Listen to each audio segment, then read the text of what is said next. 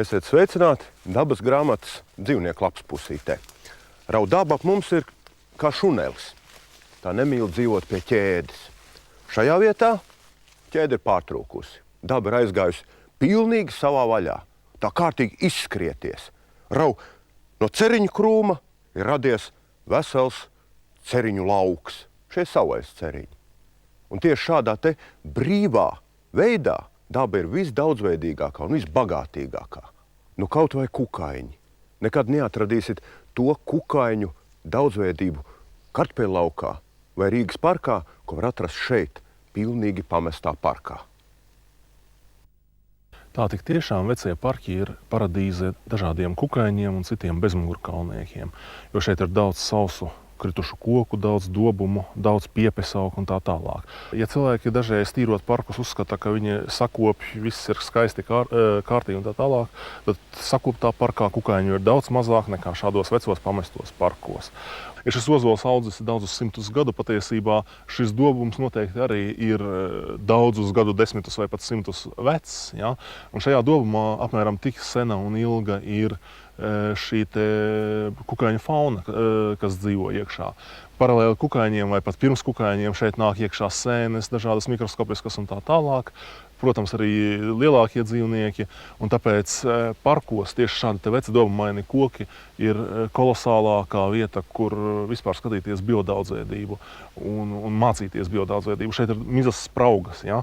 Naktī, ja jūs pieiesiet ar lukturi un šeit paskatīsieties, ja, šeit varēs spraugās ļoti daudz kukaiņus redzēt izlienam ārā, ja?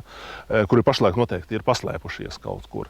Katrs zars ir ļoti liela vērtība, nokritušais zemē guvošais šis te zariņš. Ja? Patiesībā tā ir ļoti liela vērtība, un kā mēs redzam, viņš ir satrūdējis, un tur iekšā ir aliņas dažādas un tā tālāk, un tur visur dzīvo dzīvība.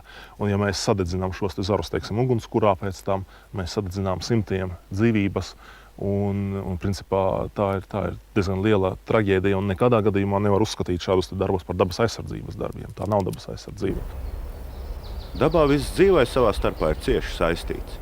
Piepes gūst augšanai spēku sadalot trupējušu koksni, bet pašas kalpo par barību un dzīves vietu sīku kāpuru ordām. Savukārt kāpurus medī šīs mundrās īsspārņu vabolītes, kas meklējams zem sēņu cepurēm. Tātad var teikt, ka pat piepi ir vesela pilsēta un bez veca koka nebūs ne piepju, ne kāpuru, ne arī vaboļu īsspārņu. Bez atbilstoša koka nebūs arī pravo un krāšņo naktstauriņu, ošu ordeņu pūcīšu, kas izvēlējušās lielisku maskēšanās krāsu un rakstu tieši kā koka stumbram, pie kura piekļāvušās tās pavada dienu, lai naktī izlidotu nektāru meklējumos. Šeit mēs atradām arī, piemēram, šā gada Baltijas vaboli, ja? Dārza skrējvaboli, kuru par gada vaboli mēs pasludinājām tikai tāpēc, ka daudzi cilvēki tieši parkos ejot, ieraugot uz celiņiem, diezgan droši mēģina ne tikai pateikt tādu vārdu kā moškis vai vēl kaut kas, ja, riebīgs, pretīgs, bet arī uzkāpt virsū. Un galvenais, ka mēs pat nenojaušam, cik šīs vaboles ir nozīmīgas mūsu dārzos un parkos. Jo patiesībā skrējvaboles ir viena no galvenajiem dārzu mežu kaitēkļu iznīcinātājiem. Man uz rokas sēž gan tēviņš, gan mātīte. Un, ja jūs paskatīsieties tēviņam, šīs te ķepiņas ir daudz platākas nekā mātītes ķepiņas. Un tas arī ir ar dziļu jēgu, jo ar šādām te platām ķepiņām daudz vieglāk saturēt mātīti, un ne tikai saturēt, bet arī, piemēram, viņu glāstīt. Šeit patās parka malā aug arī 9 vīru spēks, uz kura ir vesels bars blaktis. Ja? Un blaktis arī ir viena no tiem kukaiņiem, ko cilvēki kāpēc uzskata apzīmē ar kaut ko negatīvu. Ja? Ka tās ir sliktas, riebīgas un tā tālāk. Nu, kā nu savādāk, visi pazīst gultas blakti. Šeit dabā, ja, dzīvo daudzi simti, Latvijā daudzi simti sugas, kuras cilvēkam vispār neko slikti nedara, un viņas patiesībā ir ļoti skaistas. Visdažādākajās krāsās, visdažādākajos toņos un tā tālāk. Vienīgais, kas ir varbūt šī te aizsargs marža, kas varbūt mūs var atbaidīt no blaktīm. Vairums no šīm sugām ir augu sūcēji, ja? Viņi sūc augu sulu. Protams, blaktis ir viena no tiem kukaiņiem, par kuriem mēs varam teikt, ka blaktis aug. Kāpurs visu laiku aug šī te nimfa, ja? Un pakāpeniski nomainot ādu, katra nākamā paudze kļūst lielāki un lielāki. Ja? Runājot par blaktīm, vēl ir jāatceras tas, ka mēs neskapēc domājam, ka blaktis tiešām dzīvo gandrīz vai gultā, ja, un viņas nekad nelido. Ja jūs labi paskatīsieties, blaktis ir ļoti lieliskas lidotājas. Ja? Pamēģināsim iztraucēt kādu no šīm blaktīm, redziet, cik labi viņas aizlido. Un blaktīm tiešām lido tikai pieaugusī šī te imago forma. Ja? Kāpuri spārni viņiem nav attīstīti, šīs te nimfas, ja? Un lūk, viņi arī tāpēc nelido. Arī pēc tā var atšķirt. Bet ne jau blaktis vien, lekni sazēlušajā nekoptā pilsdārza augājā ganās. Kur ziedi, tur tauriņi. Raukāts naktstauriņš laikam vakaru sagaidīt nespēdams, sauaļas čemurziežu ziedkausos kāri ritina savu garo un elastīgo mutes snuķīti, nektāru vāgdams. Jo lielāka augu dažādība, jo arī cerības lielāku kukaiņu krāšņumu sastapt. Ja vien vērīgi acis, lūk viens no Latvijas naktstauriņu milžiem apšu sfinks, slēpjas, lai nekustīgs spārnu krāsas brūnuma zālē gaidītu savu vakariņu laiku. Te, Baltkrievijas pierobežā aiz Daugavpils, bagātā jauktkoku mežā ir vienīgā vieta Latvijā, kur sastapts noslēpumainais naktzvēriņš meža susurs. To noķert var vienīgi slēptuvē putnu būrītī, kur mazais grauzējs pavada diennakts gaišās stundas. Šoreiz gan nepaveicās, jo susurs jau laikus bija veikli iemucis koku zarotnē. Un kā smīkņādams par neveiklajiem pētniekiem, ņēmās cītīgi post rudo kažociņu un mazgāt melnsvītroto purnu. Ilgas. Jā, tāds romantisks vārds šai nomaļai vietai, kur senlaiku medību pilīku vasaru uz studentu prakses laiku pulcējas topošie bioloģijas skolotāji. Tagad naktī mēs pamēģināsim iepazīties ar šo īsto vecā parka bagātību. Viņa vērtība ir pamestībā, un tā tad arī dabas daudzveidībā.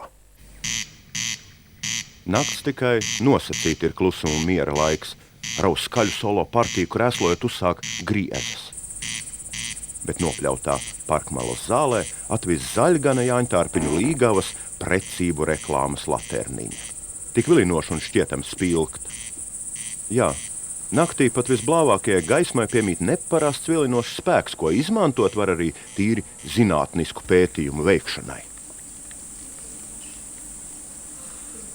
Lai labāk izpētītu kukaiņu nakts faunu, šeit pie sienas iededzināta tāda ļoti jaudīga lampa, violeta spektra, kura ļoti aktīvi pievilina kukaiņus. Nu, un jūs tagad redzat šitas darbības rezultāts. Visādi kukaiņi te ir salīdojuši un ļoti labi ir apskatami pie nosacīti balta ekrāna. Nu, pirmkārt, es gribu atzīmēt jūsu uzmanību tādu interesantu objektu kā sirseni. Sirseni, jūs varat tagad redzēt veselu grupu no sirseņiem, kuri vienkārši ir pieradījuši pie gaismas un mierīgi sēž un tīr viens otru vai pats sevi. Sirsenis ir viena no mūsu lielākām lapsenēm. Principā sirseni ir nosacīti bīstami cilvēkam, jo kā visiem lapseniem sirseņiem ir dzelonis, ar kuru palīdzību aizsargājoties sirseņi var diezgan sapīgi cilvēka iedzelt. Šeit ir nākamais objekts, kuru cilvēki parasti sauc par malarijas odiem, ir garkai ods. Tas pilnīgi nav pareizi, neatbilst patiesībai, jo būtībā garkai ods ne ar ko nebarojas. Un viņa garas kājas kalpo kā aizsardzība. Dažreiz, ja kāds uzbrucējs vai putns, vai vārde, vai krupis ķer šo kukaini aiz kāju, vienkārši līdzīgi kā ķirzaka atmet savu asti, garkai ods atmet savu kaiņu, upurē to, lai saglabātu savu dzīvību. Uz ekrāna var redzēt mūsu lielāko sauszemes blakti.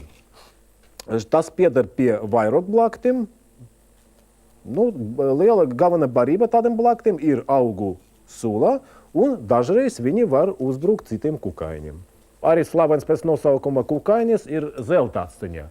Pats kukaiņas ir ļoti maigs un tāds trausls, bet zeltācteņas kāpuri ir plēsīgi, viņi ļoti aktīvi rapo pa dažādiem augiem, un parasti par viņu upuriem kļūst lapūtis un citi tāda neliela izmēra kukaiņi. Kapracis ir viena no vaboliem, un šī gadījumā jūs redzat, ka uz kapračā uz vaboles muguriņas sēž vesels bars līdz erču. Erces ir sastopamas uz beigtiem dzīvniekiem, pat cik paši pārvietoties tik tālu viņi nevar, nav spējīgi. Tad šitais līdz erces izmanto vaboles kā bezmaksas transportu, līdzīgi kā taksometru. Laikam visdaudzveidīgākā grupa, kuru var pamanīt uz gaismas ekrāna, ir tauriņi. Principā Latvijā ir atzīmēts 2436 tauriņu sugas. Un tik visiem pazīstami dienas tauriņi sastāda tikai 5% no šī skaita. Tātad lielākā daļa ir tā saucamie nakts tauriņi. Viens no raksturīgākiem rūdens tauriņiem ir rūdens prīžmetis. Līdzīgi lapam rudenī, dzeltenam lapam, tauriņam arī ir dzeltena krasa. Ļoti bieži tauriņi var kļūt par upuriem sikspārņiem. Un viena no metodiem, kā tauriņš var saglabāt savu dzīvību no sikspārņu uzbrukumā, ir apmetojums uz ķermeņa, kurš izdzēs sikspārņa ultraskaņas signālu. Un tā šī signāls neatgriežas uz sikspārņa, un sikspārņas vienkārši neredz, nejūt to tauriņu. Lielākā daļa no nakts tauriņiem orientējas pēc smaržas. Un tieši pēc smaržas te viņi atrod mātītes. Lai labāk sajūst mātītes, kuras tāda nolūkā izdala speciālu smaržīgu vielu, te viņiem ir ļoti labi attīstīta oža. Tam viņiem ir ļoti labs pielāgojums – spalvainas ūsiņas.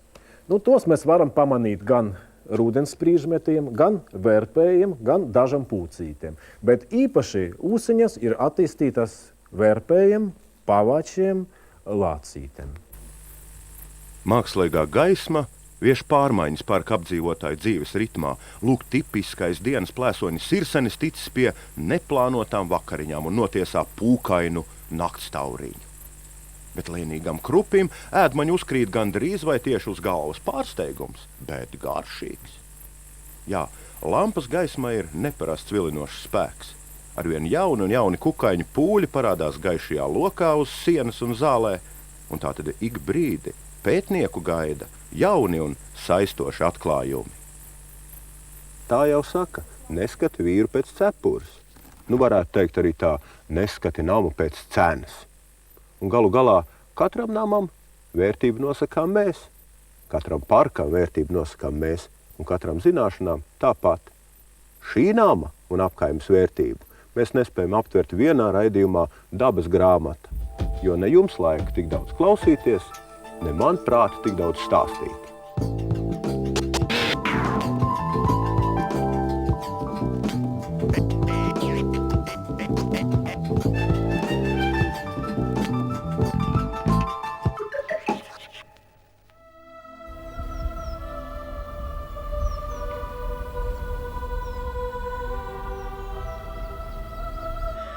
Tagad mēs esam Skaistkalnes karstu kriteņu teritorijā, kas ir aizsargājumās dabas teritorijas lieguma sastāvdaļa.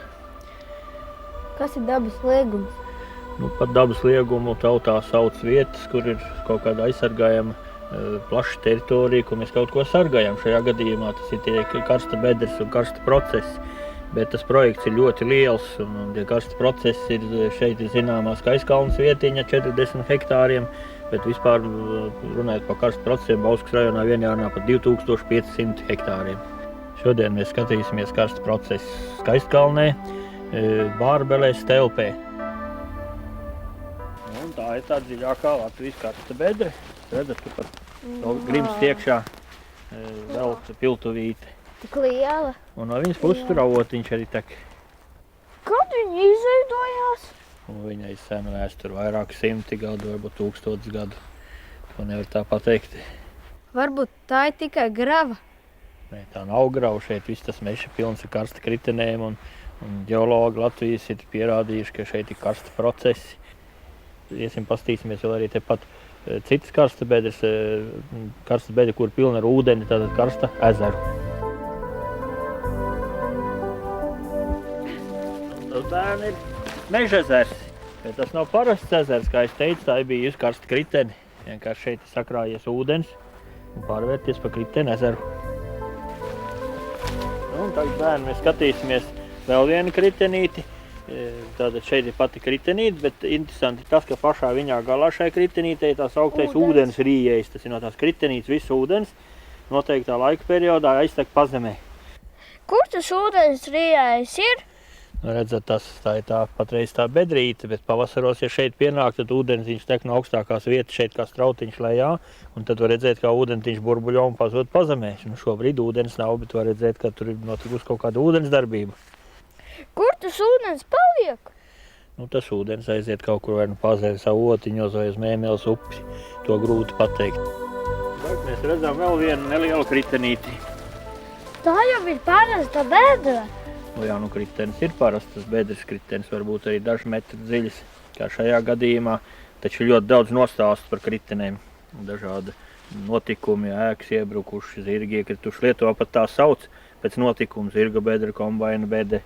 Par šo te kriteni, piemēram, ir nostāsts, ka šeit iebrukusi pirmā Bārbeles ciemata uzceltā baznīca. Vai tur var iekrist vesela baznīca? Varbūt nevar iekrist, bet tās tautas teikas, un tautas teikas bieži vien apšaubīt ir grūti. Varbūt, ka tur iekrita tikai kaut kādu pamatakmeņu sākumi. Varētu tā būt. Vai šīs kritenes process vēl turpinās? Jā, un te var redzēt, ka tomēr karsta process nedaudz turpinās.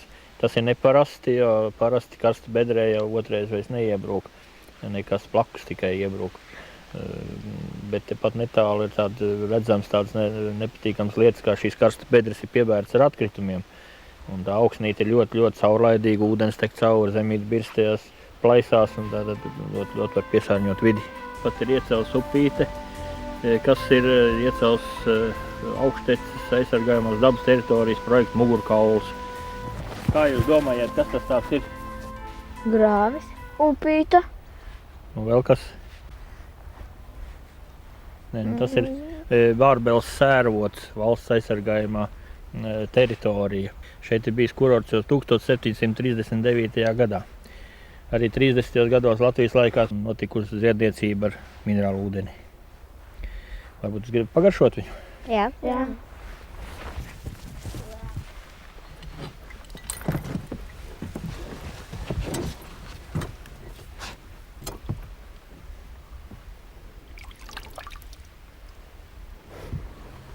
Augsts. Kā tad garšoja ūdens? Normāli. Tas jocīgi garša. Savādāks. Savādāk. Tāpēc, ka ir sulfātu karbonātu sāļi klāt. Tas ir minerāla ūdens. Tas nav parasts, tas ir minerāla ūdens. Un līdzīgi var nopirkt Bauskas rajonā un arī Latvijā nosaukums Telpe. Es nekad nelaižu garām iespēju padzerties garām braucot, jo pēc tam liekas tiešām, ka nedēļu sajūta ir labāka. Tas ir neapšaubāmi ārzniecisks ūdens. Kas tur zemē? Kas tas ir? Tur kādreiz pirms 10 un vairāk gadiem, tā kā vēl bija tā sauktie Krievu laiki, lai būtu turisma objekts, bija jāaprīko avota vieta ar tādu izplūdes vietiņu, laipiņu. Šeit tā ir aprīkots. Avota mutē ir ielikt caurulīti. Kas tajā caurumā iekšā? Tur ir izsēdums, tas ir dolomīta miltu izsēdums, tas pelēkais. Un sulfāti sēra izsēdumi arī reizēm redzami tādas pilgdzeltenā krāsā, bet tie ir reti saskatāmi. Kāda šim sēravotam ir saistība ar kritenēm? Sēravoti un avoti iznes no pazemes tos minerālus, izšķēda, ģips izšķēda un veidojas sērs. Un dolomīta miltus iznes un veidojas dolomīta miltu pieniņš, karbonāti. Un tā kā iznes no pazemītes, tad veidojas tie dziļie pazemes tukšumi. Iebrūk zemi tukšumos.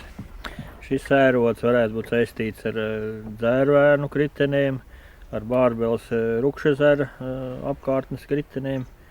Vēl varbūt kādu vietiņu ietekmēt, jo tāda pazemes ūdeni kustība jau var būt kilometriem tālu un grūti paredzama.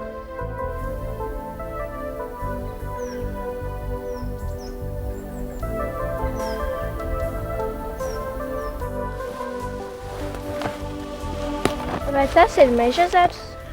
Tas nav Mežezers, tā ir karsta kritene. Šis karsta ezeriņš parādījās 1936. gadā, un pēc nostāstiem viņa dziļums esat bijis ap 50 metri. Šobrīd viņa dziļums ir 7 metri ūdens un 4 metri dūņas. Un tāda ļoti neparasti dziļš. Es varētu liecināt, ka tas ir savienojies ar Pazemes ezeru. Kā šo ezeru sauc? Šo karsta kriteni ezeru sauc par Silazaķu karsta kriteni, jeb termokarsta kriteni, vēl tāds nosaukums. Vai ezers palielināsies? Nu, pat šī bedre nē, bet tā pārējā teritorija, ka šeit viņi pārsedz visu laiku lēni grims. Tā platība sēžas uz leju, iegrims dziļā Pazemes ezerā. Šeit iet bojā koki, jā, blakus veidojas kritenis. Tur jau viens koks drīz iekristīs. Jā. Lietuvas speciālisti, kas šeit skatījās karstu, viņi tādi nav redzējuši, ka karsta bedre ir riņķī milzīgi liela teritorija atkal iegrimst Pazemē. Kā jūs domājat, kāpēc radās tādas teikas par piļu iegrimšanu, kā viņas varēja rasties? Viņas iekrita. Varēja iekrist, ja, kādreiz vēsturiski. Un šādi te gadījumi, ka pēkšņi iekrīt tik dziļi bedre, tautā paliek ilgstoši. Vai Latvijā vēl ir līdzīgi šādas meža ezeru kritenes? Nu, tādi karsta ezeri ir ļoti daudz. Kā jūs domājat, kāpēc šādi meža ezeriņi veidojas šeit Bauskas aizkrauklas pusē, nedaudz Lietuvā? Man tā šķiet, ka Pazemes ūdens izskalo zem grunta smilts un tad viņš iebruk.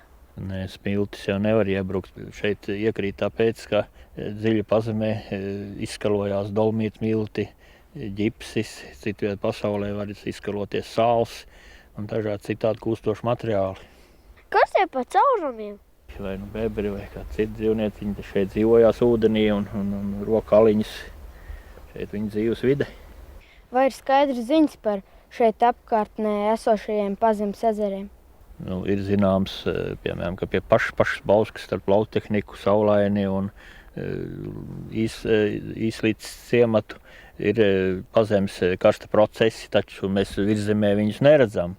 Tātad viņi notiek dziļi Pazemē liela tukšumi un tur ir ūdens šajās te tukšumos. Tad tie ir Pazemes ezeri. Nu, vēl šī pusīte te netālu no šīs vietas ir īpatnēja ar to, ka šeit ir piefiksēts gravitācijas anomālija, magnētisko anomāliju lauks. Tas ir zemīti jūs visstiprāk pievelk pie zemes un magnētiskās bultiņas staigā.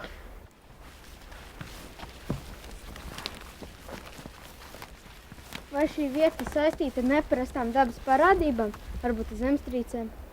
Jā, tā ir šajā pusē, īpaši starp Bārbeli un Stelpi ir ļoti neparastas parādības. Ir dziļas Pazemes plaisas, sauktas pa fleksūrām, tas pierādīts, no kurām izterājās tāds bīstams gāzes kā rodons, ļoti kaitīgs, ilgstoši dzīvojot. Ir tātad magnetiskās un gravitācijas anomālijas arī pierādītas. Un ir dažas teorijas, piemēram, par to, ka šādos Pazemes ezeros pasaules zemestrīces atbalsojas. Ūdeni tā kā piena cisternā sašvanko, un tad kaut kur te tuvumā mājās krīt trauki, dreb sekcijas. Ja. Nu, tātad tas gan tieši nav pierādīts, vai tas ir saistīts ar karstu vai ar plaisām.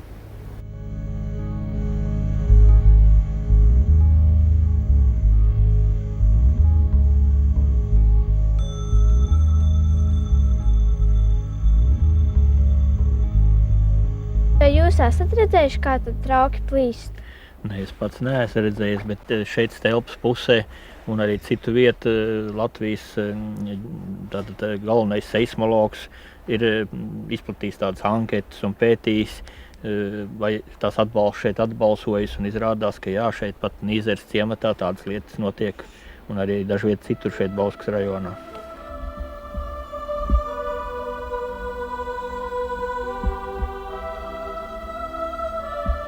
Runājot par šo konkrēto vietu, tas vietas neparastums pierādās ar to, ka pavasaros šeit pats esmu manījis tādu plaisu lūzumu, kas liecina par to, ka šī teritorija nepārtraukti sēžas.